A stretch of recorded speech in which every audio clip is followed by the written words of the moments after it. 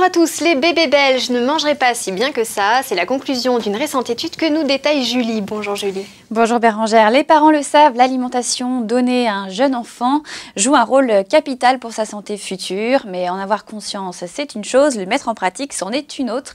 La marque Nutricia a mené l'enquête en Belgique et a constaté un certain déséquilibre dans l'assiette des enfants âgés de 6 mois à 3 ans. Par exemple, 43% consommeraient moins de 100 grammes de fruits et 60% moins d'une cuillère à soupe de légumes par jour.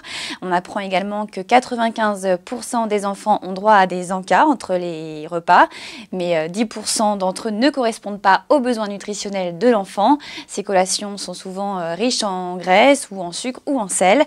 On rappelle que ce type d'alimentation déséquilibrée chez un tout petit favorise le risque d'obésité, de diabète, mais aussi de maladies cardiovasculaires à l'âge adulte.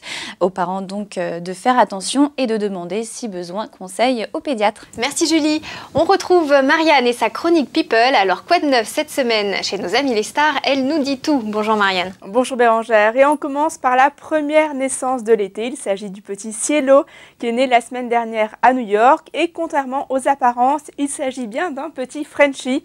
Alors les filles, qui est ce papa? Alors je vous aide, c'est une figure du cinéma français et il porte des petites lunettes. C'est pas celui qui joue dans Léon?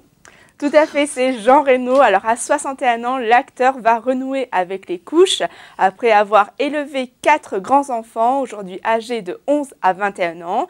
Pour sa femme Zofia, en revanche, c'est une première. La jeune femme et le bébé de 3,5 kg et 50 cm se portent bien. En tout cas, c'est un très beau cadeau pour l'anniversaire de mariage des tourtereaux qui va avoir lieu à la fin du mois de juillet. Après le bleu, on passe forcément au rose avec Mel Gibson et sa compagne Oksana. Vous le savez, ils attendent un heureux événement. Eh bien, ça y est, c'est confirmé, ça sera une petite fille. Alors, pour l'acteur, ça sera le 8e enfant et seulement la 2e fille.